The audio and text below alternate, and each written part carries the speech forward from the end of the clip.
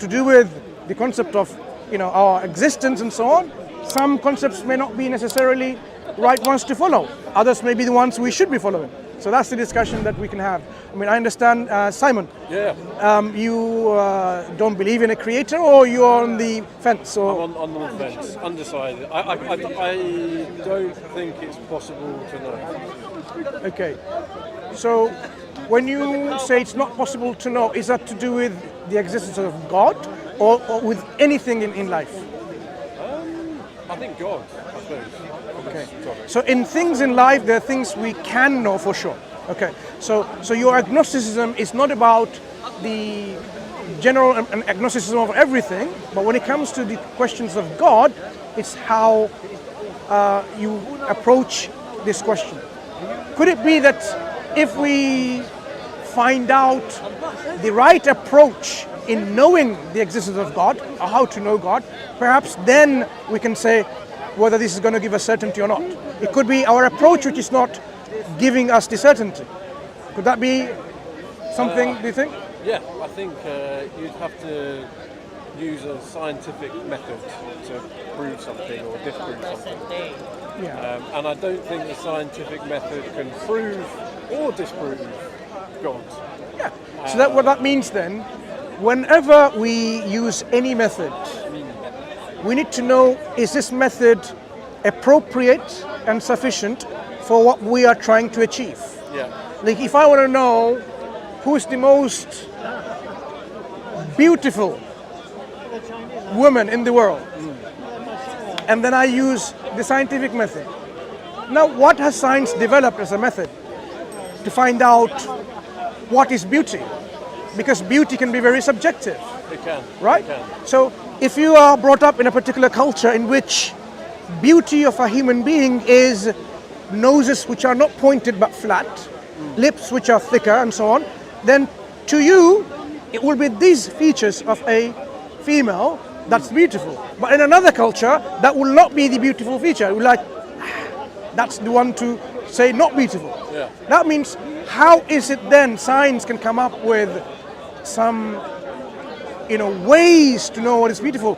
Maybe science is not the right approach here, or the method here to know. So when you talk about the existence of God, science and scientific paradigms, it has a specific methodology. Okay, that methodology is, if you go against it, then it's no longer a science. It will be pseudoscience. Yeah. But with this methodology at hand, it already excludes anything supernatural, anything that goes like metaphysical reality and so on and so forth. Because science deals with the natural world. Yeah, yeah. And that natural world, by its scope, limits an investigation beyond the natural world. So science may not be the appropriate tool to use to understand or to confirm with this conviction whether God exists or not. It might give us indications, but it might not necessarily give us the conviction and the confirmation. Okay. So we must find out other ways of knowing whether there are other tools to use to confirm the existence of God or not. What do you mean by God in the first place, Simon? Me, I don't know. I suppose a big man in the sky with a beard, or... Oh, that's probably where the investigation... In the monotheistic... Yeah, that probably will be a reasons why it will be difficult to confirm this kind of views. Because the God that I have as a concept is unlike this. It's not a man with a beard and an old whatever in the sky. Because to us, God, the creator, is not a male or a female, and not aged, doesn't have the human features of a beard, for example. To us, God is the creator and the originator of everything that exists. And why do I say this? Because even when we are looking at our universe here, our cosmos, our reality around us, we know that this universe, it has a grand design in situ in place. Things don't haphazardly orient themselves in this universe. The earth goes around the sun. It doesn't just jump around and goes the other way and it just stops suddenly. No, there is already a design set there that it is supposed to go around. the sun does likewise. So everything in this cosmos seems to be following, scientists say, a natural law. What we are saying is an order it's following. It's following a set order, a set design, and it cannot be said that it designed itself, because the sun or the earth did not choose to say we're going to rotate against each other.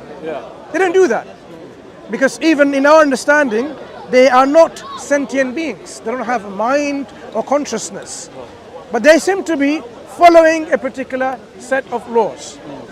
Whenever we appreciate there are laws in operation which are so harmonious and unified, the question is, the laws themselves cannot emerge and implement themselves. If I have a piece of an equation on a piece of paper, Well, I think that's the unknown question, isn't it? no, think about it. It's not possible If I have an equation on a piece of paper describing a particular law of our universe, that piece of equation cannot force an act on that law, because it's not self-aware. Laws themselves are not self-aware. They cannot implement it. So because its implementation is done, then it means there's a lawgiver, there's an implementer of these laws. We're implementing it. Why? Why does that mean? Okay, so now we need to really understand this. If we have a set of laws in operation in our universe, how do this law, the physical laws, implement as physical actions in our reality? Because laws themselves are not sentient, they're not self-aware, they don't have consciousness, and they don't have a will. So we need to now think reasonably and rationally with our intellectual faculty. How do we explain the laws are actually being implemented on a physical, materialistic level in this universe? What are your views on this? I think we're a Goldilocks planet, aren't we? We've got enough water, we've got enough heat that life can exist here. We haven't found another planet we know of yet where the same conditions exist. So there's a very good chance that within, the universe, we're kind of alone on this planet, and we're the only ones sort of living sentient beings. And at the moment, because we've only explored so far from Earth, and life might be a random occurrence. Do you know what I mean? So you're saying laws could be randomly implementing. The same question I'm asking. The moment you introduce randomness, chance, or non-intelligence behind this, the question is, how do all of these things implement physical laws in our universe? And they actually carry on implementing. It's not that one day today there are laws of gravity and next day there isn't. It's not that the earth will rotate this way now and tomorrow it's going to rotate the other way. The law is enforced. How does it maintain to enforce? It's not about only Goldilocks, it's maintaining the pattern. It's not like that I have reached at the golden ratio or golden setup. It's not like that. It's maintaining. So it has two aspects. One is creating the pattern, designing the pattern, and then maintaining or enforcing the pattern. That's why. I think religions historically were a way for humans, wherever they were in the world, to explain things that they didn't understand. We understand better now, right? With our understanding now, let's leave the human religious history and their pitfalls and shortfalls and so on. As we understand now, still the question is very relevant and appropriate. How do these laws still maintain and enforced? By what or by who? Because the only thing that makes sense is there is an enforcer, a maintainer, one that maintains willingly on this. Otherwise things will just be haphazard. Random means it could be anything, it could be any way. I suppose the jump that you make, that I don't think you can make, is to say there must be somebody maintaining this. No, Why must there? we have to make inferences to the best explanation. So we make inferences based on our limited human understanding. So we would assume, on Earth, there's a law, a rule, that's being enforced by a human somewhere. And I don't think you can use those same reasoning. It's not about. It's not. We're not anthropomorphizing the originator. What I'm saying, we see laws in operation. We utilize these laws to make our physics work, our maths work, our biology, chemistry, all of this work, right? Without these laws in operation, none of that would work. None of that would work. Okay? The fact that we're able to make clothes and your vapors, your cap, your bag, shoes, and everything, is because the physical laws are actually quite what we call rationally they're implemented, right? But I think we began by discussing why am I an agnostic?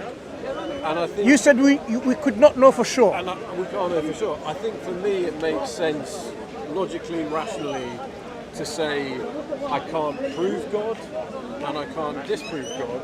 So I just happy to say I don't know. Yeah, but all the I think anything else is illogical. No. All the evidence, all the arguments, all the reasons points towards an agency which is responsible for maintaining all of this. To give you now I break down, right? Do you believe? Edward Speaker's Corner. There are some people who have really been abusing the opportunity given in Speaker's Corner by insulting and expressing comedy. Anyway, you can ignore. You can ignore. That's good. So, do you think if something exists now, back in the past at some point there could have been absolute nothingness? I think it's not possible to answer. It is possible. It is possible. They a friend of mine used to say that with the Big Bang Theory, she would say, give me one miracle and science will explain the rest. The miracle being the Big Bang. Let me explain what I mean. Let me explain what I mean. I don't know if we can know. Nothingness, I mean, is the absence of everything. Yeah. Absence of energy, matter, space, time, and potentiality. It's basically absence of everything that you can even think of, right? When there is such a thing, can something result from this nothingness? I don't know. Because it doesn't have anything. How can something come out of it? I suppose the fact that something has resulted. No. Let's work it out. Let's work it out. If we start with nothingness, and this nothingness doesn't have energy, doesn't have power, ability, potentiality, will, so it cannot make anything. It cannot even doesn't have the potential to do anything.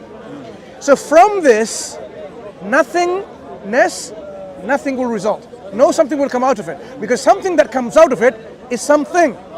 So that something cannot come from nothing. So put it simply, if you have a wallet and you have no money, not even your credit cards or whatever, digital, whatever, you can't give me any money because you have nothing. So when you have nothing to start for our universe, you can't get anything out of it. The fact that now, that's what in principle we understand. Nothingness cannot generate, make, originate, produce, manufacture, whatever you want to call it, something. Okay. Now we are something. That means in our past there cannot be a time where there was nothingness. What it means then, there has to be always something, because something exists now means always something. Does it make sense? Yeah, it makes sense. Good. That something that always exists could be our universe, or could be the one originating the universe, to simplify it. Okay. If we consider maybe the universe was always there, but the problem is, in this universe we see transformation, changes happening. To make transformations which are so orderly and complex and harmonious, you cannot simply say it just happened. Like you don't say, oh, just happened and they got an iPhone, or just happened you have a Samsung laptop. It just doesn't happen. So this transformation cannot happen unless you have 4 essential qualities to be met. One is a thing that is self-aware, which makes the transformation. For example, we are self-aware.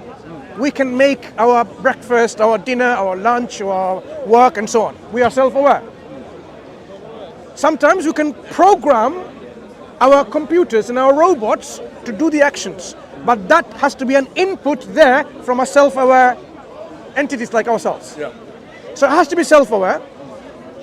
Secondly, we have to have the ability, the power, the energy that we need to have to make things. Without having the ability, I can't do anything. Imagine now, I'm self-aware and I want to make breakfast, but I can't move.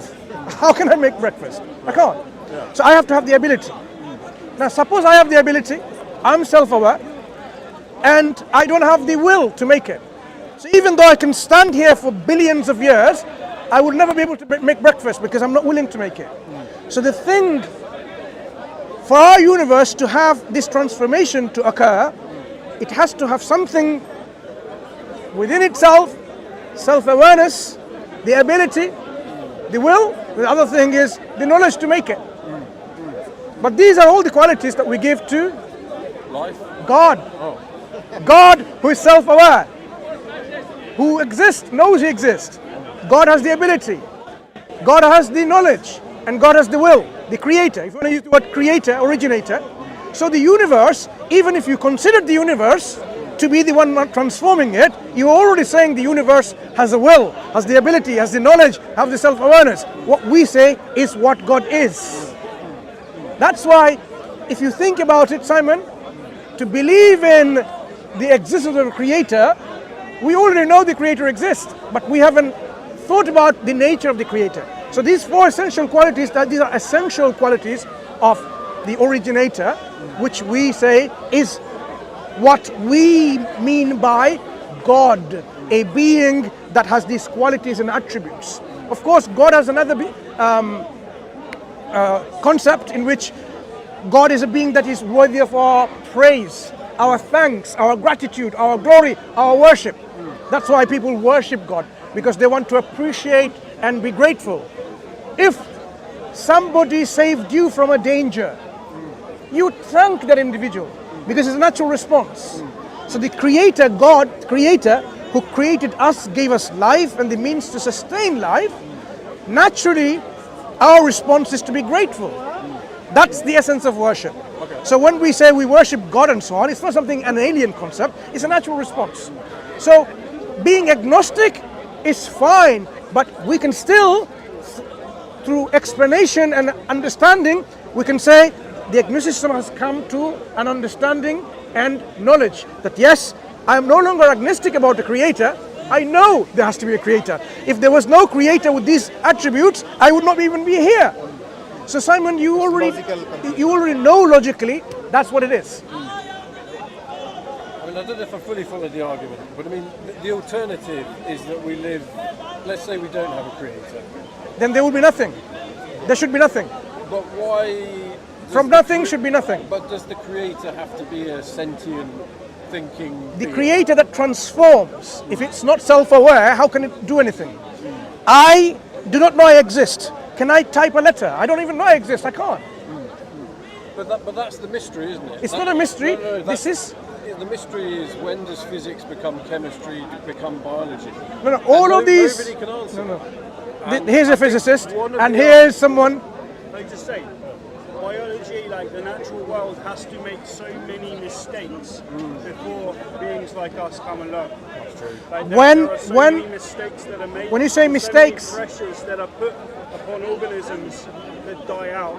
It's not a mistake. 99% of it's a plan. The species that have been put on this planet have already died out. It's a plan. I think the wording with mistakes is problematic in the sense that when you say mistakes, what do you mean? If you make mistakes, that means if you make mistake and correct it, that means that you are aware of your mistake. That means you have awareness. Let me take this point.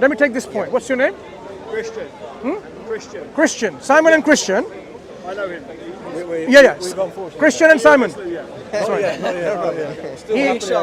He is in the line, because it makes sense so far, alhamdulillah. So, what we're saying is, the moment you say it's a mistake, and the cells have a mechanism, a machinery to repair and correct itself, that means what? There's already what is correct.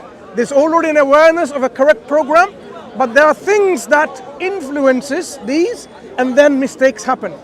Our Creator tells us clearly, look, God, our Creator, has put a balance in this universe and says, do not create imbalance. When you create imbalance, when you create imbalance, no, Christian, I'm answering your point. When you create imbalance, that's when things go wrong. Because if you pollute the air and the water and the land, you're going to create lots of problems. If you create a hole in the ozone layer, you're going to get skin cancer. Your cells will start becoming malignant, for example, get skin cancer, when the cells are not supposed to become malignant. So what happens? One second. Talking about like CO2 output. No, one second. When you create a layer in the ozone, a hole, rays, that comes through these holes, which were prevented by the ozone layer, now it's going to come and it's going to start affecting and perhaps damaging what's there in your skin. So all this radiation that's going to be now in your cells, it will impair their ability to replicate properly and make mistakes. Because that's what happens when you have cell replication, cell divisions. You can introduce mistakes in there by this kind of radiation impulses, where it will either have some kind of stoppage there, or the program's altered, one of the codons is changed, and so on and so forth. That's what. But God tells us one of the things that we shouldn't do is to create imbalance in this. So now let's come back to the point I was asking. There is lots of imbalances built into the system. This is not paradise. God didn't create this as a paradise. When you are saying that, climates, and there are moderate climates and so on, and there are favourable climates, but there is always an up and a down, and essentially you can say imbalance at both polars, and then a perfect balance in the middle, which we can understand conceptually, but that's not there in reality. So it's an extremely harsh set of climates and a predation. Taking the fact of balance, I mean, a huge amount of predation on species from different angles, very harsh moments where whole species are wiped out. Okay, all kinds of plagues, bacterium that just come up and are doing exactly what they think they need to do, whatever, to make it in the world. A bacteria is still a bacteria. A cockroach is still a cockroach. Okay, to summarize your point, you are saying that there exists imbalance. Your point is that there exists imbalance or imbalances. Now, what we can make out of this? Let's take that imbalance exists. This is the fact. Now, when you say that there exist imbalances, then you have to have the concept of balance in place. So you have a criteria, to decide what is balance, what is disbalance. This is an emergent property that started from the very No, beginning. let's fix this. Let's fix this. First recognize. Something that's really simple. Coming to emergence. I'm coming to emergence later one. First, are you sure? Are you sure about the fact that when you say there is imbalance in the nature, automatically you are inferring that there is a criteria for balance? Otherwise, this is nonsense. I mean, you cannot mean average, right? We use that mathematically just to express a midpoint that is conceptually worthwhile for humans to do, but doesn't really exist in the world, in the reality we live in. It is all ebbs and flows. It's up and down. It's positive and negative. No, it's not like that. No, so let me clarify. I don't think you're convinced what you're saying. No. I don't think you're convinced what you're saying, to be honest. Right? I think it's convinced what you're saying. The fact that there is a whole, yin yang and so on, positive and negative, and they are held together in a kind of positive. Are you talking? No. Sorry. I want to understand. Are you talking in the point of view of science, or you are talking just out of your mind? If you talk about in the point of view of science, then you should know the least action principle. Least action principle says it is the balance the natural events or any path or any track in the nature takes the path up. Yeah, that's the concept. So you have to minimize. Homeostasis. Yeah. This is the fundamental principle of science. If you say, oh no. So that's why I am trying to correct you. That whenever you are saying there are imbalances. Sorry. Then you are inferring that there are criteria for balance, and something is always trying to keep it up to the balance. I mean, forcing it. That's why concept of equilibrium comes.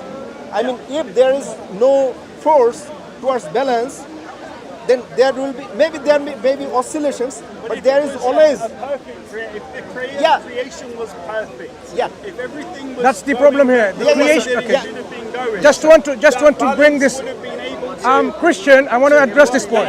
Yes. This is a discussion. So the balance. I and want to address imbalance your is point, a perfect law. It is not beyond law. Sorry.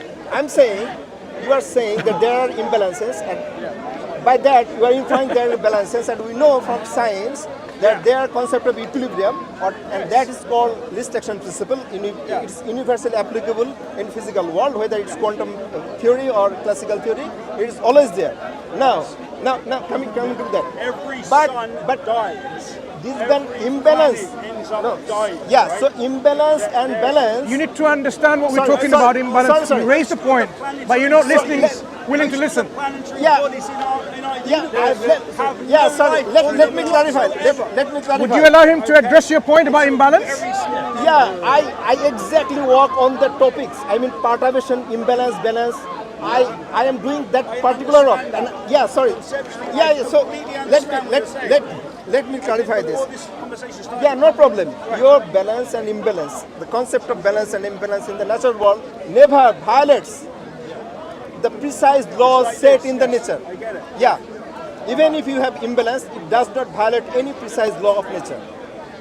No, laws of Yeah. nature's So laws are we'll come back to the same question then. interchangeable. When you Most have of the time, something that is implementing it, can we have one conversation? We'll bring it back to this question. But they never We're ever coming. allow life where they could do, and planets like ours, that every single ecological You niche cannot has have to- life has if really there are struggled no itself to precise survive, laws. And most of Yeah. those That's what you species, were alluding to earlier. those animals die out. Yeah. Right? So now, look, That's a really important Christian, thing Christian. when we're trying to talk about when we talk about God, God did not create this world as paradise. So there will be based on either human action or God's overall design plan, there will be imbalances occurring. Why did he mess up 99? Excuse me, it's not about 99 mess up. You're misunderstanding. Why did If, he mess up 99% of the there time? is no That's a different 99% messed up things. That- God that's has a relative plan. concept, yeah. God has a plan that That's human a lot of beings. messing up.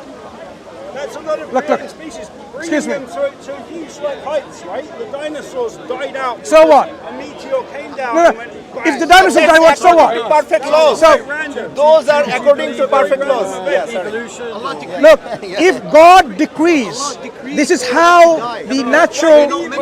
Yeah. Why you Do you believe in like evolution or? Look, evolution is just an explanation of how maybe there is variation in species in our reality. That's what evolution is trying to do.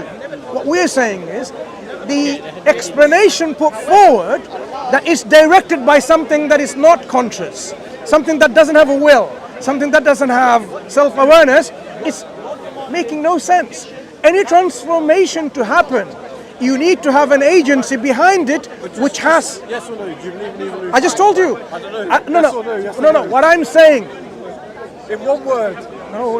You need to understand. No. It's very important to understand. Evolution is a process that is explained like what the scientists are doing.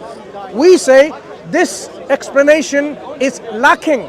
It's not sufficient and it's not justifiable. Why? Because for this you need an agency with self-awareness. Did God? So if there's a creator, The creator made it like this. the creator made it like this. Yeah, absolutely. The creator Process wants. you can call evolution or whatever you call. There are Whatever you want to call it. Creator, has he? could he have made life on other planets? He could have. Things like this. It's not could have. He's creating all the time. So there are other lives in other parts of our cosmos. Maybe other and the universes. Quran says he has the power to gather them together so that you may know it as well.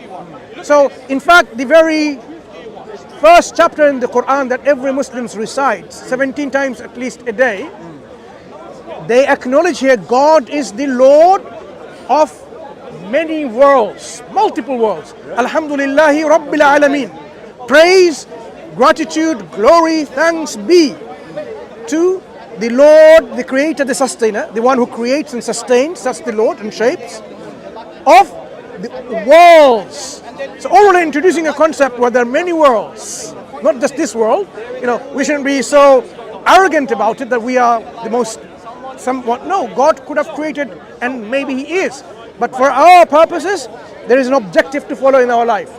And that is to know what our time frame is and to fulfill our objective within the time frame. Because some people are given a time frame which is shorter, some are given longer, but within the time frame, everyone is able to fulfill that purpose.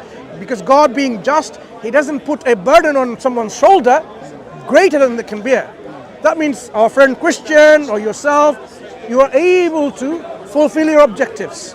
So how do we then remove this agnosticism about God? Is by going through a process of intellectual scrutiny and inquiry, like we are just doing, and coming to this realization, yes, it cannot be the universe which was always there eternally. It has to be a being or an agency who has these, at least those essential characteristics.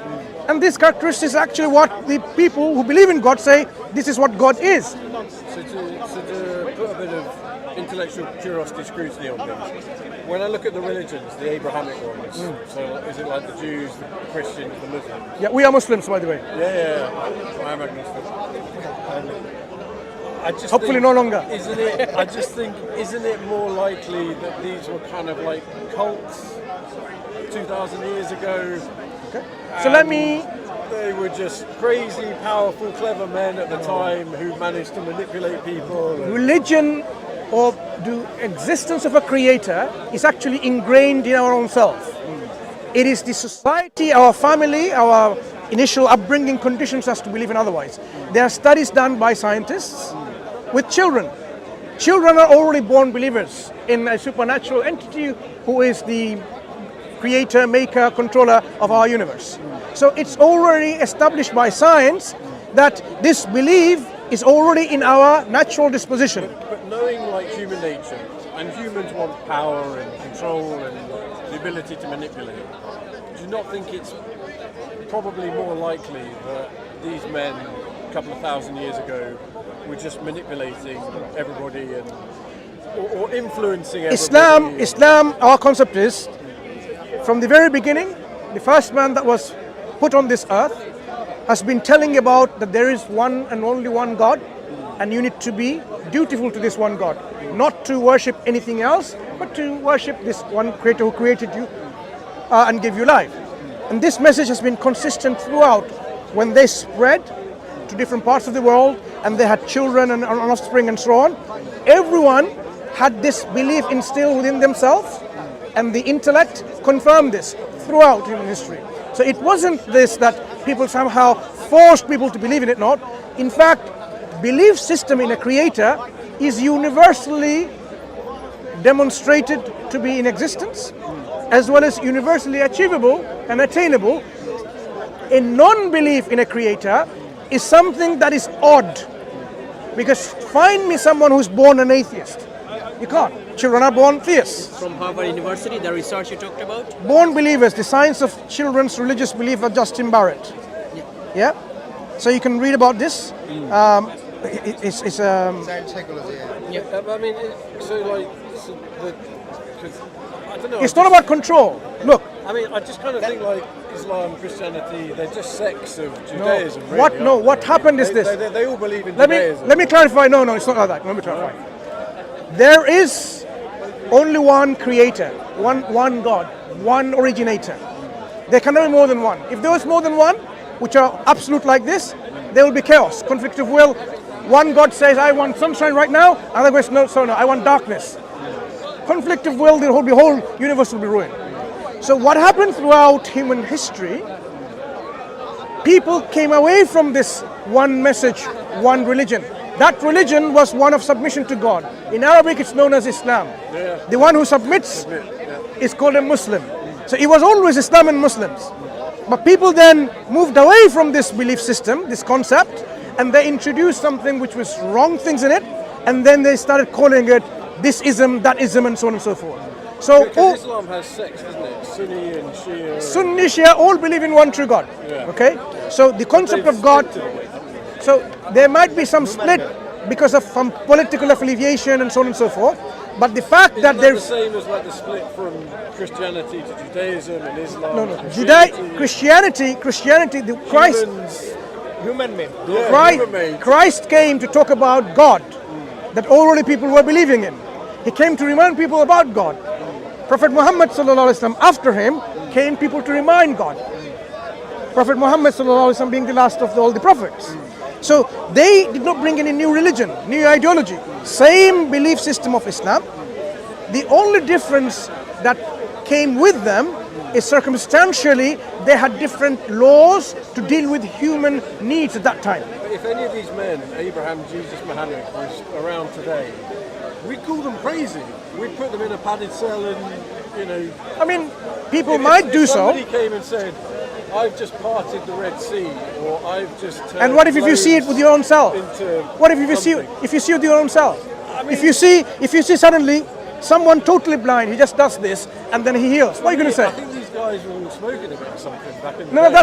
that's what people thought. But when they witnessed it themselves, during the time of Prophet Moses, this is what the pharaohs thought. I am the God on earth. It should worship me. There's no other God besides me. I am the God. And he had his magicians to convince people like that. He had the state power. Yeah. He had the authority. But what did Prophet Moses do? He says, no. God is the one who's done. So what happened? No, just to show you very quickly. So what the Pharaoh did to prove Moses was wrong, he says, okay, fine, okay, let's see. So we have our magicians, and you come up with your tricks or magics, whatever, or your whatever.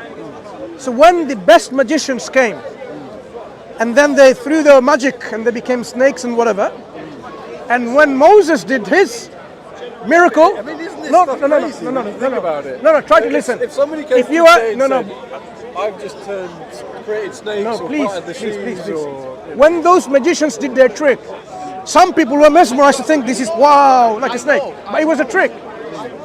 But when those magicians witnessed the staff of Moses the prophet, peace be upon him, turned into a snake and it destroyed all their illusions and tricks, those magicians, expert in magic, they acknowledged and they realized that wasn't magic what Moses brought. So when the experts confirm that it's no longer a trick, no longer smoking something, then that becomes evidence. So when the Quran came and it challenged the whole of humanity, not just the Arabs, whole of humanity, to bring a chapter like the Quran, or a book, or 10 chapters like it, 10 surah like it. How did the Quran have this kind of confidence that no one will be able to do so? Because 1400 years and more have passed, and people are unable to imitate the Quran.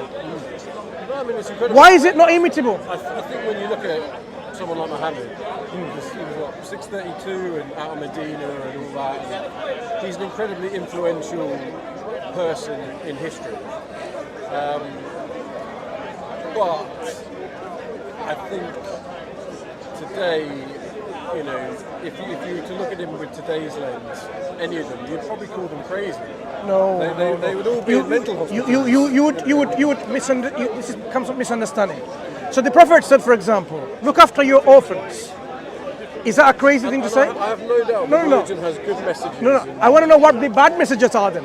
Why is he not the role model today? Let me hear it. The other thing for me is, like, you look at somewhere like China, and they have no religions. They're all philosophy. They have religion. They're worshipping the ancestors and so on and so forth. Taoism and things like that. And I just think that philosophy for me makes a lot more sense than religion. The same philosophy that tells you there has to be someone or something that is self-aware, something that has a will, volition, ability. That philosophy now tells you you're no longer an agnostic. Cannot be. Philosophy is a tool, but if you have direct knowledge, then that tool is less superior than the direct knowledge. So if you have God, I mean, if you conclude from philosophy that there is a God, and then you get some information or some communication from that God, then obviously philosophy will say that, okay, I am taking side, leave the place for God, the revelation. So there, these issues are there. These issues are there. So philosophically, how do you explain the inability of human beings to imitate anything like the Quran? I mean, how do you mean imitate it? The Quran has a particular linguistic structure, as well as the meaning it provides in the most eloquent manner. This structure in language cannot even be imitated. Objectively shown, it cannot be imitated. Can ChatGPT do it? Can ChatGPT do it? I did try with ChatGPT. I have a video about it. I spent more than an hour trying to help ChatGPT and says he can't do it. This is the video you need to watch later on. I'll show it to you. For what reason? One second. So ChatGPT, I'll show you which one I'm referring to. Find out the truth. Sorry? To find out the truth. No. Well, I mean, it seems like, I read my Quran quite a lot, and the structure seems fairly simple. So this is a video. ChatGPT imitates the Quran, yeah? That's interesting. And over 1 hour video. Qurans, there were no I've did it over 1 year ago. ago. Please have a look at it. I tried to give ChatGPT all the objective nature of this challenge, tried to help it. At the end, some people are even commenting, are you going to ask the ChatGPT, do you become a Muslim? Because that's the point where you're saying it cannot be imitated, because that's the nature of the language. Because when we talk about evidence, how would human beings be convinced about someone's prophethood, being a prophet of God, without any evidence? You need real hard evidence to believe in someone to be a prophet of God. Otherwise you can believe in Harry Potter as a book of God, right? Exactly.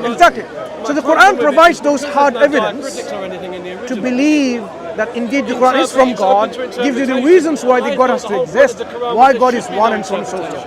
So I think we should leave it there for you to reflect on it. That the belief about God, to believe in the oneness of God, to believe in the messenger is been sent by God, is something that you can reason yourself to be sensible and reasonable thing to do. Okay? What it needs is sitting down, examining and reflecting on it and say, okay, I understand that there has to be an originator with those four essential characteristics to the minimum. We say these are the qualities of the necessary existence. If something exists now, there's another argument which is so powerful, even the atheist community themselves are acknowledging it. It's called the contingency argument. The argument from contingency. Let those atheists come and discuss with us. We've been doing this in the park, right? Contingency argument is such a profound argument, easy to understand and quite sensible, reasonable. Why? Because if something that can be otherwise, like look, his jumper could have been otherwise. It's not necessary it was black. Everything that you see could have been otherwise in a different way.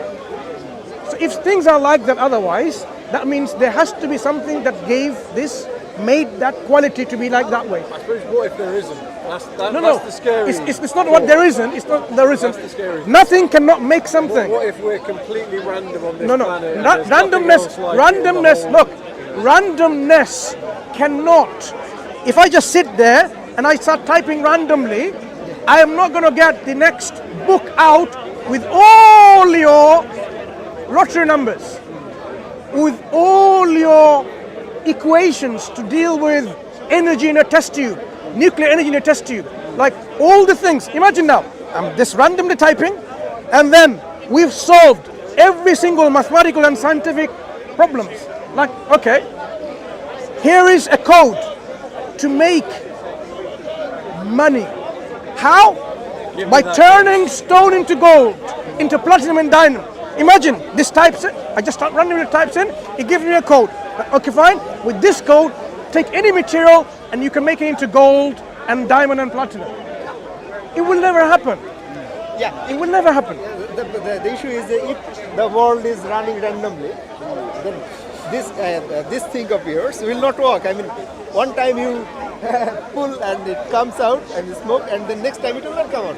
It will jump off you. I mean, leave your hand and jump off the floor again.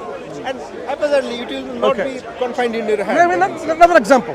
I'm typing randomly, and then it makes what? A newspaper. It says year 3025. 1,000 years later. And it tells you exactly, oh, this is earthquake happened there, this president fell, and whatever. This kind of information of the future, you think randomly possible and it happens to be true? Even you, the agnostic man, you would say it will never happen. Because to predict the future accurately, exactly as it will happen, with all disciplines in science, technology, politics and everything, by just randomness, it's not believable. It's too fishy. It's unbelievable. We cannot board planes. I mean, we cannot trust Yeah. planes if the world It's is not. running randomly. I mean, it has to be, I suppose.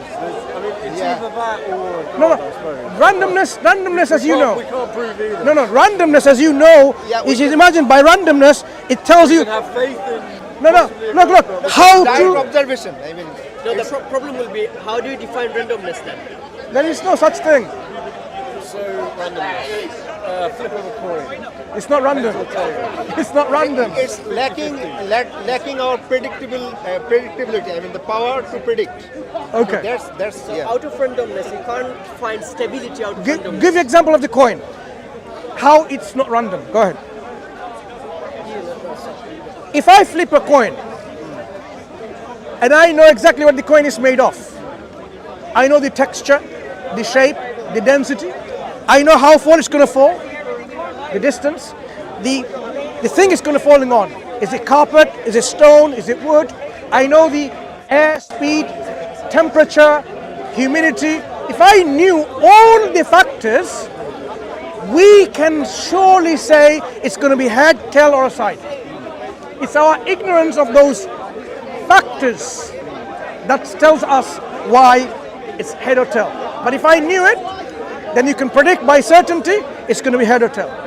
Yeah, it's our ignorance. So when we talk about our universe, unfortunately for atheists and hard agnostics, it already shows a harmony, a design, a enforcement of physical laws in our universe, natural laws. That cannot enforce by itself. It is an enforcer. Going back to the same thing. That's why, Simon, I want you to leave it there for you to reflect on. What's your name? And Mansour. Simon, nice to meet you, Mansour. If you read the Quran, it will give you one step more further about why it has to be a creator, originator, and why the creator has created you. Because we haven't talked about that. Do you have a So, Quran or? shall we give you a copy of the Quran? No, I'm okay. I'm okay. Okay, it's available on the internet. It's available on the internet. You can, but what I suggest one thing though. Listen to the Quran being recited. It sounds, I've heard a bit of it. It sounds beautiful. You take care. Nice to chat. Thank you. Pleasure speaking to you. You too. Yeah. Nice to meet you. Do reflect on what we said. Thank you. Take care.